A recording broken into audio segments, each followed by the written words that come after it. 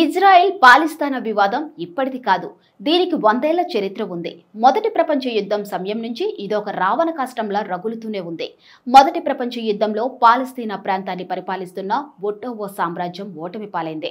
Britain ఆ ప్రాంతాన్ని తన నియంత్రణలోకి తెచ్చుకుంది. ఆ ప్రాంతంలో యూదులు తక్కువ సంఖ్యలోనూ, అరబ్బులు ఎక్కువ సంఖ్యలో ఉండేవారు. పాలస్తీనా ప్రాంతంలో యూదుల రాజ్యాన్ని ఏర్పాటు చేసే బాధ్యత ప్రపంచ దేశాలు బ్రిటన్కు అప్పగించడంతో ఇరు వర్గాల మధ్య ఘర్షణలు మొదలయ్యాయి.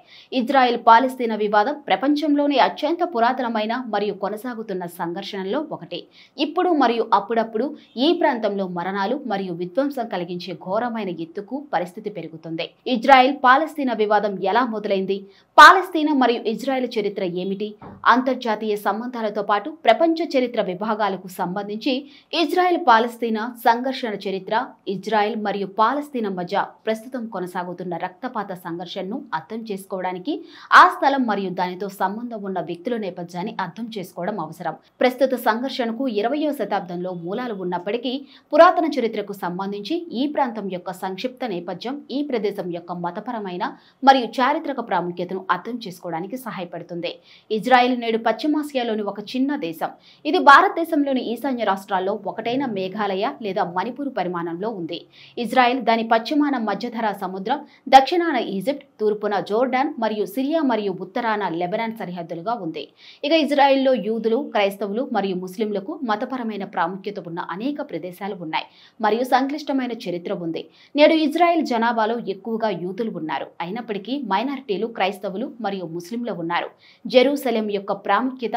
జెరూసలేం ఒక పురాతన నగరం మరియు ఇజ్రాయెల్ మరియు పాలస్తీనా రెండూ తమ సొంతమని క్లెయిమ్ చేస్తున్నాయి. ఇజ్రాయెల్ మొత్తం అవిభక్త నగరాన్ని తన సరైన రాజధానిగా పేర్కొంది.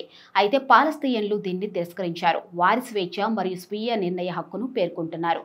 ఈ నగరం 3 అబ్రహమిక్ మతాలైన జుడాయిజం, క్రిస్టియానిటీ మరియు ఇస్లాం మతాలకు సంబంధించిన అనేక మతపరమైన ప్రాముఖ్యతలను కలిగి ఉన్న పవిత్రమైనదిగా పరిగణించబడుతుంది. 1948లో ఇజ్రాయెల్ స్వాతంత్రం ప్రకటించిన తరువాత జెరూసలేం పశ్చిమ మరియు తూర్పు భాగాలుగా విభజించబడింది. పశ్చిమ జెరూసలేం ఇజ్రాయెల్ రాజధాని కాగా తూర్పు జెరూసలేం జోర్డాన్లో భాగమైంది. 1967లో జరిగిన 6 రోజుల యుద్ధంలో ఇజ్రాయెల్ తూర్పు జెరూసలేంను స్వాధీనం చేసుకుంది. ఇజ్రాయెల్ స్వాధీనం చేసుకున్న కొద్ది కాలానికే తూర్పు జెరూసలేం అనేక పొరుగున ఉన్న వెస్ట్ బ్యాంక్ గ్రామాలతో పాటు పశ్చిమ జెరూసలేంలో విలీనం చేయబడింది. అదే సంవత్సరం యుఎన్ ఆక్రమిత స్థలాల నుండి ఇజ్రాయెల్ను ఉపసంహరించుకోవాలని కోరుతూ ఒక తీర్మానాన్ని ఆమోదించింది. 1980లో నెస్సెట్ జెరూసలేం చట్టాన్ని ఆమోదించింది. ఇది జెరూసలేం సంపూర్ణ మరియు ఐక్యత ఇజ్రాయెల్ రాజధాని అని ప్రకటించింది. తూర్పు జెరూసలేంను ఇజ్రాయెల్ ఆక్రమించుకోవడం చట్టవిరుద్ధమని అంతర్జాతీయ సమాజంలో చాలా మంది అభిప్రాయపడ్డారు. ఇజ్రాయెల్ మరియు పాలస్తీనా రెండు జెరూసలేంను తమ రాజధానిగా ప్రకటించగా పాలస్తీనియన్లు సాధారణంగా తూర్పు జెరూసలేంను పాలస్తీనా రాష్ట్ర రాజధానిగా సూచిస్తారు. ఇక 2017లో అప్పటి అమెరికా అధ్యక్షుడు డొనాల్డ్ ట్రంప్ జెరూసలేం మొత్తాన్ని ఇజ్రాయెల్ రాజధానిగా గుర్తించారు. జెరూసలేం యూదులకు మరియు ముస్లింలకు అలాగే క్రైస్తవులకు ముఖ్యమైనది. పవిత్ర స్థలాలు ఒకే భూమిలో ఉన్నందున రెండు సమూహాల మధ్య శాంతి చర్చలకు జెరూసలేం ప్రధానమైనది. ఇక యూదులు, అరబ్బుల మధ్య సమస్య పరిష్కారానికి ఐక్యరాజ్య సమితి ఒక ప్రతిపాదన చేసింది. పాలస్తీనాను రెండుగా విభజించి యూదులకు, అరబ్బులకు పంచి ఇచ్చి జెరూసలేంను అంతర్జాతీయ నగరంగా ప్రకటించాలని ప్రతిపాదించింది. దీనికి యూదులు అంగీకరించినప్పటికీ అరబ్బులు వ్యతిరేకించారు. దీంతో ఆనాటి ఐక్యరాజ్య సమితి ప్రతిపాదనలు అమల్లోకి రాలేదు. ప్రస్తుతం అమాయకులైన ప్రజలు బలవుతున్నారు కనుక ప్రపంచ శాంతిని లక్ష్యంగా ఏర్పడిన అంతర్జాతీయ సంస్థ ఐక్యరాజ్య సమితి మరొకసారి జోక్యం కల్పించుకొని పరిష్కారం దిశగా తీసుకువెళ్తుందని మనం ఆశిద్దాం.